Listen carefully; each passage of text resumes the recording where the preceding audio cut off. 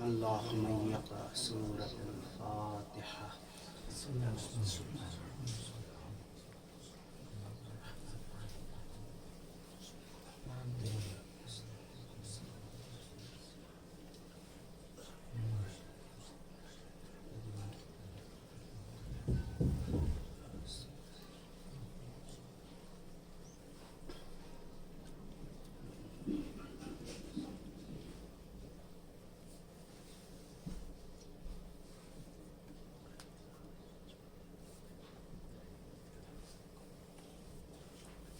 لا حول ولا قوة إلا بالله العلي العظيم. أعوذ بالله من الشيطان الرجيم. بسم الله الرحمن الرحيم. وبه نستعين وهو خير المعين. رب يسر ولا تؤسر وسهل علينا وتمم بالخير يا كريم. اللهم وفقنا جميعا والمشتغلين بالعلم والعمل الصالح.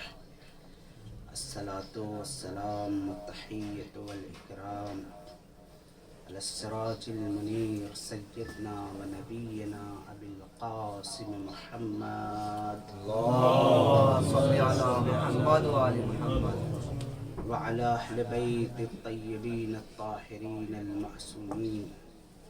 ولعنة الله على أعدائهم أجمعين من يومنا هذا إلى قيام يوم الدين. أما بعد فقد قال الله الحكيم في القرآن الكريم وقوله الحق. بسم الله الرحمن الرحيم. إنما يريد الله ليذهب عنكم الرجس أهل البيت ويطهركم تطهيرا.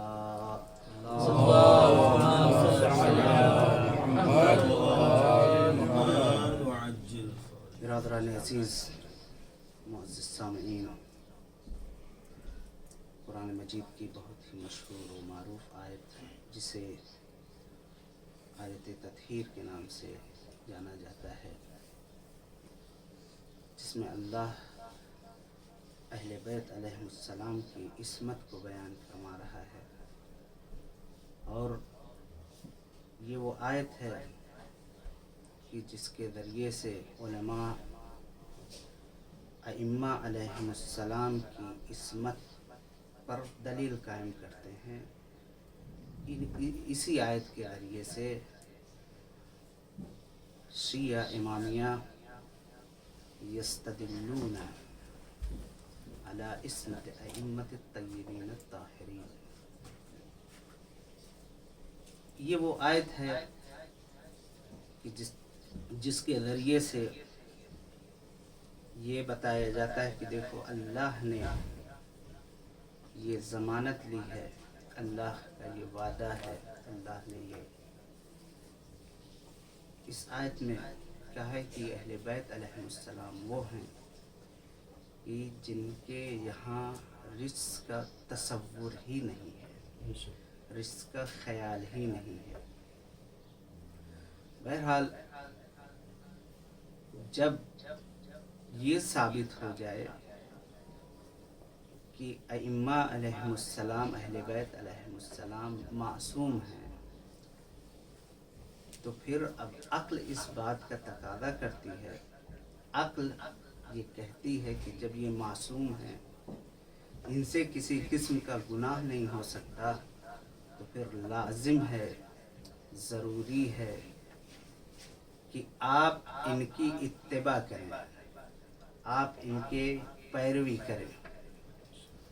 اور عقل وہ چیز ہے کہ جہاں پر قوم، مذہب، دین، سماج یہ سب نہیں دیکھا جاتا، بلکہ جب عقل نے حکم لگایا، عقل نے کہہ دیا، تو پھر یہ عقل جہاں جہاں عقل پائی جائے گی اور جہاں جہاں عقل کا تصور ہے، وہاں وہاں لوگ یہ کہیں گے کہ یہاں پہ ان کی اتباع کی جائے. جب ایک چیز کو اگر کسوٹی، معیار، میزان جہاں عقل کو قرار دیا جائے گا، تو پھر یہاں پہ جہاں صاحب عقل انسان جہاں پہ ذی عقول افراد رہیں گے وہاں پہ یہ بات طے قرار پائے گی کہ ان کی اتباع کی جائے. اب یہاں روایت اور راوی و فلان اور فلان نہیں، چونکہ ہر عقل رکھنے والا انسان.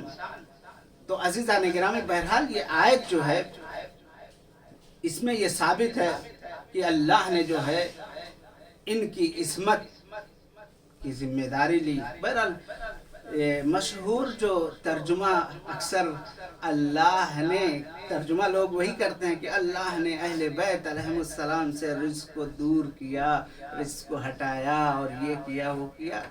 خیر عام میں چل جائے گا، لیکن پڑھے لکھے لوگوں میں ایسی گفتگو تو فرض وہیں پہ اشکال آئے گا کہ یہ جو ہے رزق دور کیا اور رزق ہٹایا اور رزق کو، اس کا مطلب یہ کہ کسی زمانے میں رزق قریب رہی ہے تبھی تو ہٹانے کا تصور، تبھی تو دور کرنے کا تصور.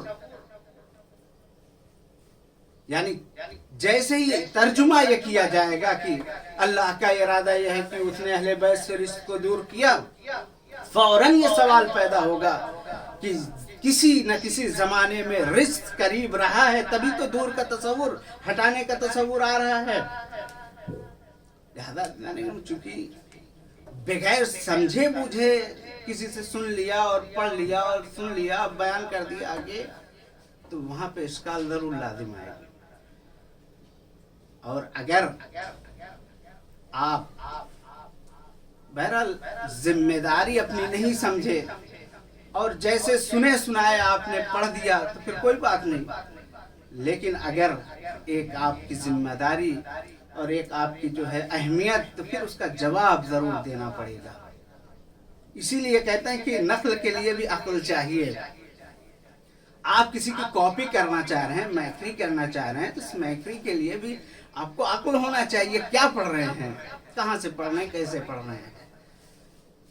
بہت ہندوستان میں آپ جائیں اور جگہ جگہ ایک سے ایک مل جائیں گے لوگ.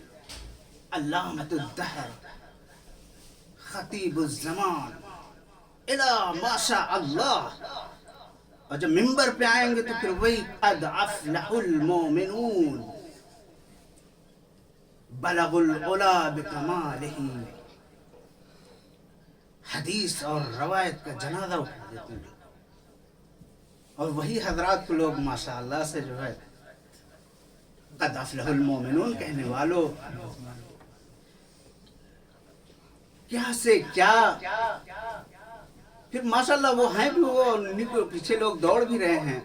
آج ہم اگر جائیں اور یہ انما یرید اللہ لیذھب عنکم الرجس پر استدلال کرنے لگیں اور یہ بحث چھیڑ دیں، آیا یہ ارادہ ارادت اللہ ہوا ارادت تکوینیہ ام تشریعیہ. بتا مولانا صاحب کہیں گے مولوی صاحب یہ کیا آپ پڑھ رہے ہیں، یہ کیا جو ہے ان کے یعنی گویا سمجھ سے اوپر ہو جائے گا. لیکن نہیں عزیزان کرام، مسئلہ اسی چیز کو ہم سمجھائیں کیسے، بیان کیسے کریں. فن کمال یہ ہے کہ ہم اسی بات کو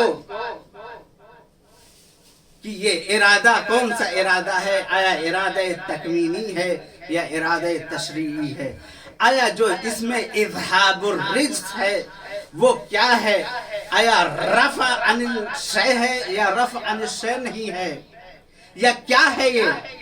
یہ ہمیں اگر فن آ جائے تو پھر ہم زیادہ نہیں 2 سال 3 سال میں ماشاءاللہ جو ہے یعنی جو وہاں کی وہ ہے اسی رنگ میں رنگ جائیں گے. صلوات پڑھ دیں محمد و آل محمد پہ. اللہم صل علی محمد و آل محمد. تو عزیزان گرامی، یہ ہم اگر ابھی فعلاً یہ سوچ رہے تھے کہ ہم گفتگو جو ہے اسی پہ بحث کریں کہ آیا اس میں یرید اللہ، اللہ کا ارادہ یہ ہے انما یرید اللہ لیذھب عنکم الرجس اہل البیت. سب سے پہلے آیا ارادہ کون سا ہے. ظاہر سی بات ہے یہ لفظ ارادہ اور مرید اور مقصد اور یہ سب چونکہ اپنوں ہی کے درمیان بولا جا سکتا ہے. کچھ ایسے الفاظ ہوتے ہیں جو حوزوی ہوتے ہیں، حوزے کے درمیان میں بولا جا سکتا ہے اور کہیں نہیں بولا جا سکتا. آیا ارادہ تکوینی ہے یا ارادہ تشریعی ہے؟ خیر، یہ ارادہ اگر اس پہ دو قسموں کے یہ جو بحث شروع ہوتی ہے اس پہ گفتگو کرنے لگیں گے تو روزہ افطار ہو جائے گا، بہرحال وقت ہو جائے گا. لیکن نہیں، اس پہ گفتگو نہیں کرتے. آگے بڑھ کے جو ہے 2-4-10 منٹ، پھر اس کے بعد جو ہے انشاءاللہ کسی اور موقع پہ پھر اس دونوں اس پہ الارادہ ينقسم الى قسمين ارادة التكويني وارادة التشريعي. ما معنى التشريعي وما معنى التكويني؟ هل يتعلق هذا ارادة الالهية بما في الخارج او لا؟ عقائدی بحث اس پہ گفتگو ہوتی. لیکن نہیں عزیزان گرامی، یہ سب نہ کرتے ہوئے بحث بس خلاصہ اور لب لباب ما قل و دل آپ کے سامنے پیش کر رہے ہیں. صلوات پڑھ دیں محمد و آل محمد.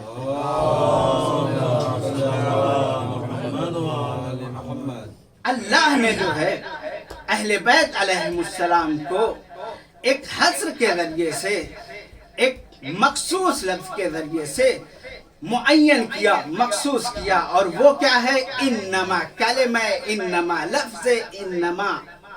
اس انما کے ذریعے سے اللہ جو ہے انحصار کیا، اور انحصار کرنے کے بعد کیا کہا؟ انما یرید اللہ لیذہب عنکم الرجس اہل البیت لیس اہل البیت بل اہل البیت. کیوں اہل البیت؟ بعد میں انشاءاللہ. اب جو ہے دیکھیں کلمہ انما یہ بالکل کانٹسٹیٹ کر دیتا ہے، محصور کرتا ہے، گھیر دیتا ہے. غیر آنے نہ پائے، اپنا جانے نہ پائے. اسی کو جو ہے فارسی میں شاید جزنیس کہتے ہیں، سوائے اس کے.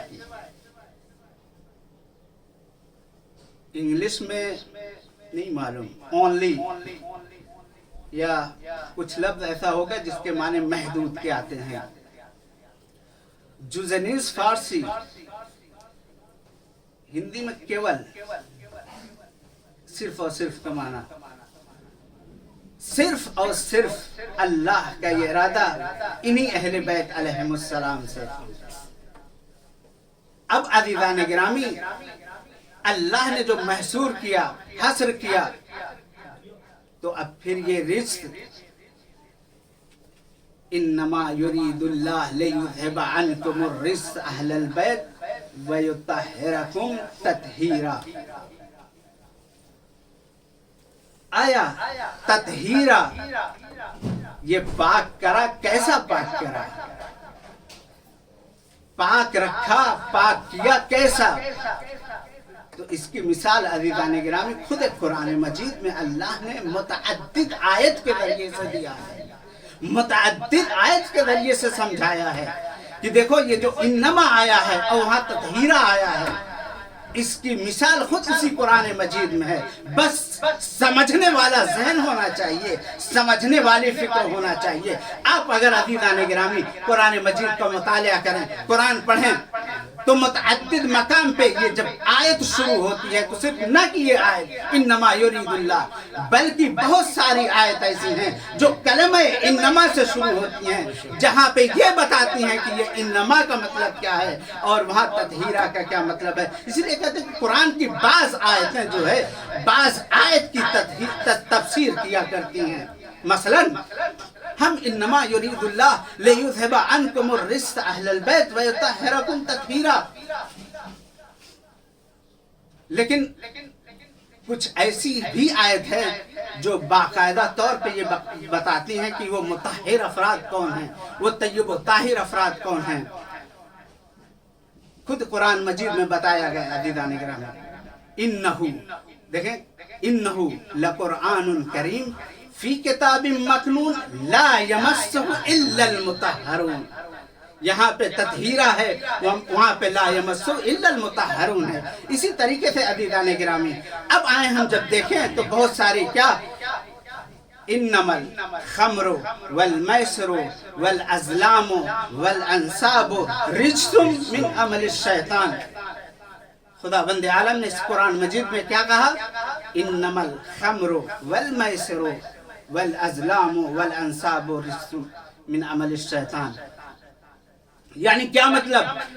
دیکھیں چونکہ ہم بات یہ بتانا چاہ رہے ہیں کہ وَيُطَهِّرَكُمْ تَطْهِيرًا، اللہ نے ان 5 ہستیوں کو، چند خصوصی افراد کو کیسے طیب و طاہر رکھا ہے۔ آیت کے ذریعے سے جو تفسیر آئے گی، تفسیر کرے گی وہ انما الخمر والمیسر والانصاب والازلام رجس من عمل الشیطان۔ عزیزان گرامی اللہ نے قرآن مجید میں خمر کو، شراب کو رجس سے تعبیر کیا اور اس کو جو ہے عمل شیطان قرار دیا ہے، جوا کو عمل شیطان قرار دیا ہے، اور بھی بہت ساری چیزوں کو کار شیطان قرار دیا۔ کیا یعنی رجس، بہت ساری چیزیں رجس ہیں لیکن شراب ہی کو رجس قرار دیا۔ اللہ نے کہا دیکھو رجس، بہت ساری چیزیں رجس ہیں لیکن شراب جیسی رجس اور کوئی رجس نہیں ہے۔ جوا یہ عمل شیطان ہے، عمل شیطان بہت سارے عمل ہیں لیکن جوا جیسا عمل شیطان اور کوئی نہیں ہے۔ تو عزیزان گرامی یہ اللہ نے بتایا اس میں۔ اب دوسری آیت عزیزان گرامی قرآن مجید کی، وہ کیا؟ کل انما المشرکون نجس، پیغمبر آپ کہہ دو کہ صرف اور صرف مشرک نجس ہیں۔ تو دنیا میں صرف مشرک نجس اور باقی نہیں، دنیا میں ہزاروں چیزیں نجس ہیں، دنیا میں لاکھوں چیزیں نجس ہیں لیکن شرک جیسی نجاست اور کوئی نجاست نہیں ہے۔ نجاست بہت ساری ہیں لیکن اس شرک کی جیسی کوئی نجاست نہیں ہے۔ اور آگے بڑھیں، قرآن کی آیت دیکھیں، کل انما انا بشر مثلکم ولکن یوحا الی، پیغمبر تم کہہ دو انما انا بشر مثلکم۔ خوب، اللہ نے پیغمبر کو اس آیت کے ذریعے سے، کلمہ انما کے ذریعے سے، کلمہ حصر کے ذریعے سے بشریت کو صرف پیغمبر سے مخصوص کر رہا ہے؟ نہیں، بشر دنیا میں، کائنات میں، اس آخرت میں، اس دنیا میں بہت سارے بشر ہیں لیکن عزیزان گرامی پیغمبر جیسا بشر دنیا میں کوئی بشر نہیں ہے۔ یہ ظاہری، پھر اور بھی آئے کیا؟ انما ولیکم اللہ ورسولہ والذین یؤمنون والذین آمنوا یؤتون الزکاة وهم راکعون۔ پروردگار عالم نے یہاں بھی کلمہ انما کے ذریعے سے جو ہے ولایت کو، ولی ہونے کو مخصوص کیا۔ کس سے؟ اللہ تمہارا ولی ہے، رسول تمہارا ولی ہے، اور وہ تمہارا ولی ہے جو حالت رکوع میں زکوٰۃ دے۔ عزیزان گرامی کیا ولی صرف یہی ہیں مخصوص؟ کہتے نہیں، ولی تو بہت اس دنیا میں ہیں لیکن اللہ جیسا کوئی ولی نہیں ہو سکتا، رسول جیسا کوئی ولی نہیں ہو سکتا، علی جیسا جو حالت رکوع میں زکوٰۃ دے اس جیسا کوئی ولی نہیں ہو سکتا۔ اس لیے عزیزان گرامی یہاں پہ یہ بتایا اللہ دنیا میں ہزاروں ولی ہیں لیکن رسول اللہ جیسا ولی، امیر المومنین جیسا ولی، اللہ جیسا ولی کوئی نہیں ہے۔ اسی طریقے سے عزیزان گرامی یعنی ہم کو صرف یہ 2 آیتیں یاد ہیں، ہم سنا دے رہے ہیں، نہ جانے کتنی آیتیں ایسے ہی ہیں جنہیں ہمیں یاد ہی نہیں ہے۔ کل انما فصلہ بین اخویکم انما المؤمنون اخوۃ، پیغمبر کہہ دو کہ مومنین آپس میں بھائی ہیں۔ فصلہ بین اخویکم، خوب، کیا صرف مومنین بھائی ہیں، بقیہ اور بھائی نہیں ہیں؟ المسلم اخو المسلم، مسلمان مسلمان کا بھائی ہے، अजीज़ान गिरामी सही, लेकिन अल्लाह ने कहा देखो कलमा इन्नमा और हस्र के जरिए से बताना चाह रहा है हजारों भाई तुम्हारे दुनिया में हों, बहुत सारे भाई हों, बहुत लोग भाई हों, लेकिन एक मोमिन जो मोमिन का भाई होता है उस जैसा भाई और कोई भाई नहीं है। नसबी भाई की बात नहीं हो रही यहाँ पे, जो आपका सगा भाई हो, नहीं। इन्नमा कुल इन्नमल मोमिनून इख्वतुन फस्लहू बैना अखवैकुम। बहरहाल इस पे भी एक आयत है और इस पे भी जो है एक बहस होती है, लेकिन चूंकि मकसद और मतलूब हमारा ये है कि हम इस आयत को लेके चले, क्या इन्नमा युरीदुल्लाह लियुज़हिब अन्कुमुर रिज्स अहलल बैत व युत्तहिरकुम तत्हीरा। तो अज़ीज़ान गिरामी से ये बात कि अल्लाह ने कैसे तय्यब व ताहिर इनको रखा, तो अज़ीज़ान गिरामी मैंने कहा कि मैं मुझको चूंकि 2 आयत याद है, बकिया आयत तो याद नहीं है, लेकिन बकिया आयत का मुतालिया करें, स्टडी करें, पढ़ें तो ये समझ में आएगा कि अल्लाह ने कलमा इन्नमा के जरिए से, कलमा हस्र के जरिए से वहां पे मखसूस करके ये बता दिया कि देखो हमने मोमिनीन यानी भाई तो तुम्हारे बहुत भाई हैं, लेकिन मोमिनीन जैसे भाई नहीं हैं। वली तो तुम्हारे दुनिया में बहुत से होंगे, लेकिन अल्लाह और रसूल के जैसा कोई वली नहीं हो सकता। यानी हराम तो नजासत दुनिया में हजारों हैं, लेकिन शराब जैसी नजिस कोई चीज नहीं है। तो अज़ीज़ान गिरामी इस आयत में भी अल्लाह ने बिल्कुल बता दिया कि देखो इन्नमा युरीदुल्लाह लियुज़हिबा अन्कुमुर रिज्स अहलल बैत व युत्तहिरकुम तत्हीरा। हमने कायनात में हजारों चीजों तय्यब व ताहिर रखा है, लेकिन अहले बैत जैसी दुनिया में कोई चीज तय्यब व ताहिर नहीं हो सकती। सलवात पढ़ दे मोहम्मद व आले मोहम्मद पे।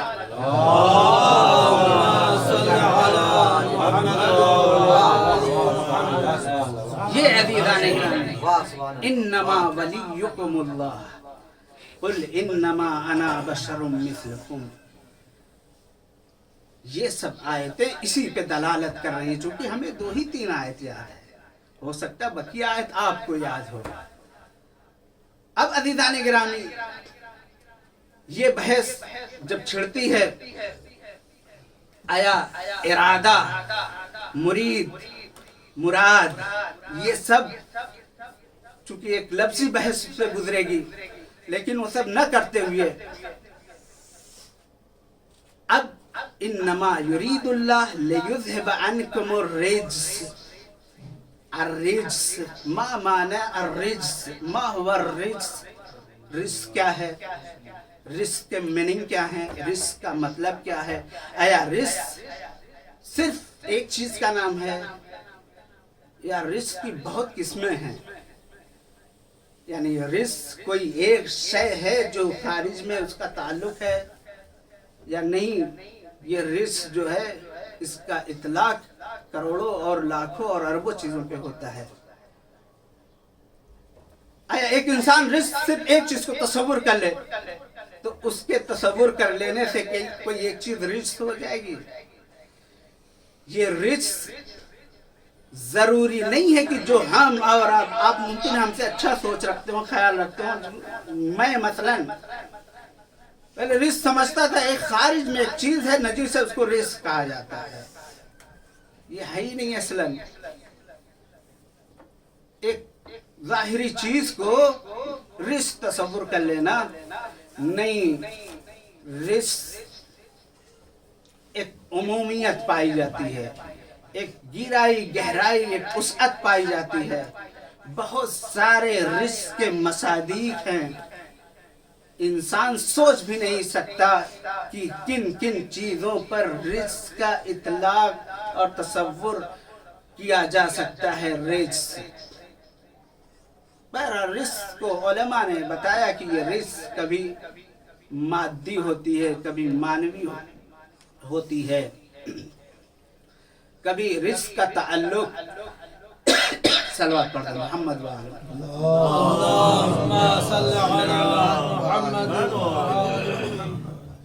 रिज्क एक मादी है اور رزق ایک معنوی ہے، مادی خود ہے۔ یہ راغب اصفہانی ایک کتاب اس کی ہے، اس میں اس نے رزق کو تقسیم کیا، رزق۔ پھر بحث آگے بڑھ کے ابن عربی نے بھی کہا دیکھو رزق جو ہے، رزق کا تصور، رزق کا کانسیپٹ یہ ہوتا ہے، رزق ان چیزوں کو کہتے ہیں۔ ایک لغوی بحث رزق کے متعلق ابن عربی کہتا ہے، ابن عربی نہیں، راغب اصفہانی کہتا ہے رزق یعنی قسم الی قسمین، الرزق مادی والرزق معنوی۔ یہ سامنے گھڑی صحیح ہے، رائٹ ٹائم ہے نا؟ یہ رزق جو ہے، رزق مادی اور رزق معنوی کا رزق مادی کیا ہے؟ قرآن نے رزق مادی کی طرف اشارہ کیا، کیا؟ انما الخمر والمیسر والازلام والانصاب رجس، آیا نا کلمہ رجس؟ یہ خمر کو، جوئے کو اور بھی بہت ساری چیزوں کو اللہ نے رزق قرار دیا، اور یہ عمل شیطان ہے، یہ رزق مادی ہے۔ اور رزق معنوی کیا ہے؟ کہتے ہیں رزق معنوی وَأَمَّا، قرآن نے رزق معنوی کی طرف بھی اشارہ کیا، وَأَمَّا فِي قُلُوبِهِمْ مَرَضٌ فَزَادَتْهُمْ رِجْسًا إِلَىٰ رِجْسِهِمْ وَمَاتُوا وَهُمْ كَافِرُونَ۔ یعنی اللہ نے، قرآن نے، شریعت نے رزق کی طرف جو اشارہ کیا، بتایا، تو سب سے پہلے خمر کو، شراب کو، جوئے کو اور ہر وہ چیز جو اس ٹائپ ہوں، اس جیسی ہوں۔ ظاہر سی بات ہے، یہ جو ہم نے کہا کہ انما الخمر والمیسر والازلام والانصاب رجس، یہ وہاں پہ محرمات کی بحث میں جب یہ آیت استدلال کی جاتی ہے تو نہ جانے کتنے اس میں جو ہے وہ سہت قرار دیا جاتا ہے، وہاں سب تفصیل ہے، یہاں پہ جو ہے ہم ایسے ہی ذکر کر دے رہے ہیں۔ اب جو معنوی کی طرف قرآن نے اشارہ کیا، وَأَمَّا الَّذِينَ فِي قُلُوبِهِمْ مَرَضٌ، یعنی دل کے مرض کو اللہ نے رزق سے تعبیر کیا۔ کوئی سوچ بھی سکتا تھا کہ یہ دل کے مرض کو جو ہے اللہ کہاں سے رزق قرار دیا؟ فَزَادَتْهُمْ رِزْقًا وَمَاتُوا، یہ قرآن کی آیت ہے کہ اللہ نے ان کے دل جو اس میں ہے اس کو رزق قرار دیا، اور یہاں تک کہ کفار کی وہ بحث وہاں پہ ہوتی ہے۔ عزیزان گرامی، تو یہ رزق معنوی جو ہے، یعنی اعمال السیئہ، برے اعمال، والاعمال القبیحہ، یہ سب کے سب اور دل کے اس بیماری کو اللہ نے رزق معنوی سے تعبیر کا اور کہا یہ رزق ہے۔ اب عزیزان گرامی، ایک یہ راغب اصفہانی کی چھوٹی سی اس بات کو کہتے ابن عربی نے کہا کہ رزق کا مطلب یہ ہوتا ہے، اس نے ایک عمومیت دی اور کہا کل ما یقبح وکل ما یشیء فہو رجس، ہر وہ قبیح چیز، ہر وہ بری چیز جو انسان تصور کرتا ہے، فہو رجس، وہ رجس ہے۔ اب عزیزان گرامی، یعنی دیکھیں کہ آیت انما یرید اللہ لیذہب عنکم الرجس اہل البیت ویطہرکم تطہیرا، تو اب یہ آیت تطہیر میں جو ہے یعنی رجس کوئی خاص چیز کا نام نہیں ہے، بلکہ ہر وہ چیز اللہ نے، اب دیکھیں رجس کا مطلب یہ نہیں شراب، رجس کا مطلب یہ نہیں کہ دل کا ٹیڑھا ہو جانا، دل کی جو ہے کچپنی کو، یہ رجس نہیں ہے، بلکہ رجس وہ ہے یعنی ہر وہ چیز جسے گناہ تصور کیا جا سکے اللہ نے اہل بیت علیہ السلام سے ان تمام چیزوں کو دور رکھا ہے. صلوات پڑھ دیں محمد و آل محمد.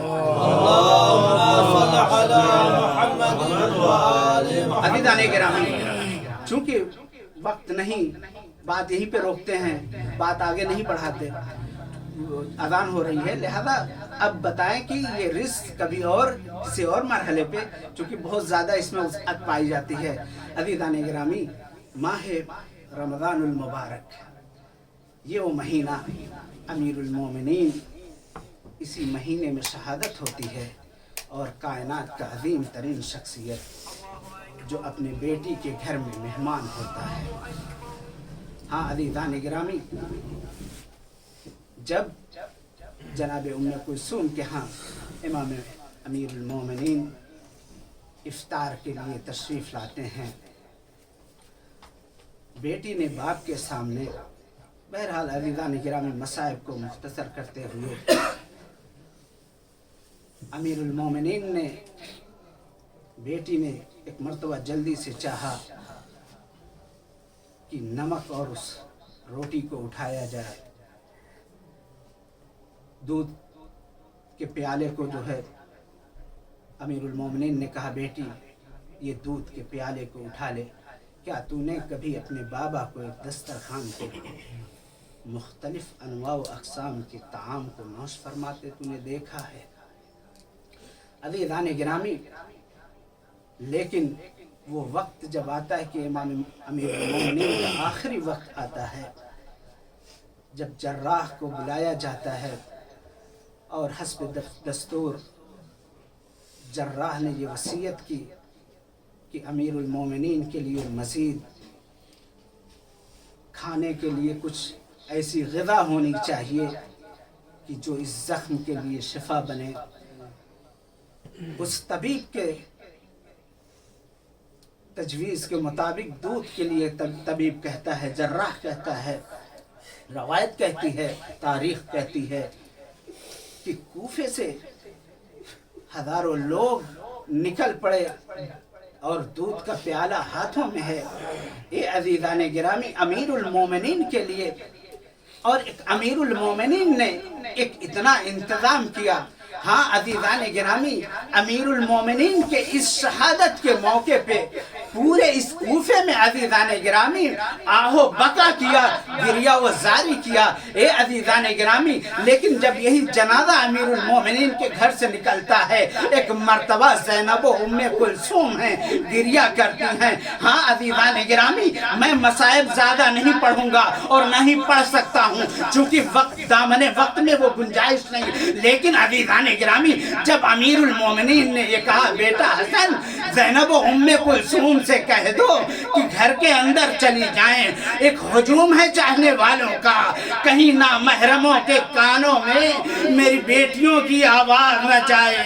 مولا یہ کوفہ ہے، آپ کی شہادت کے بعد آپ نے یہ انتظام کیا، لیکن کربلا کے میدان میں آئے جب اسیران حرم کو اسی کوفے کے دربار سے گزارا جا رہا ہے تو یہ منادی ندا دے رہا ہے، اے تماشائیوں دیکھو یہ زینب و ام کلثوم.